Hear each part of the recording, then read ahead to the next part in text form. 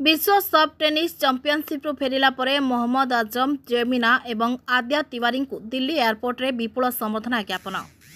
चलित मास 17तम विश्व सब टेनिस चैंपियनशिप रे साउथ कोरिया रे हेबाकु थिबा आनसोंग सेप्टेम्बर 4 रु 9 2024 जेमिना एवं आद्या तिवारी मिक्स्ड डबल इवेंट रे ब्रोंज मेडल पाई भारत को प्रत्यावर्तन करबा परे दिल्ली एयरपोर्ट रे तांको विपुल संबर्धना ज्ञापन करा जैतला। एसहित मोहम्मद आजम को अंपायरशिप संबर्धना दि जाता।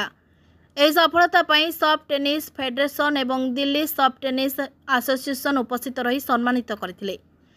यह सफलता फेडरेशन सेक्रेटरी शंकुतरा खदतरा, सभापति महेश खसवला, ओडिशा सब टेनिस एसोसिएशन सभापति रंजन कुमार नंद, पूर्वतन विधायक उत्तर Srijukta Priyadarshi Mishra, Odisha Olympics association, Odisha sports department, Dilip Kumar Mahanty, Nirbhay Kumar Samantaray, Shaktiranjan Mahanty, Basudev Ojha, Nabaranjan Pattnaik, doctor Gaganand Das, Titan Sahu, SR Paricha, Krishnachandra Panda बहु क्रीड़ाविद यह सफलता अभिनंदन जणाइथिले।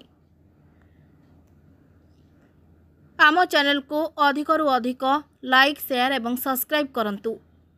Bureau report, Suryalok media.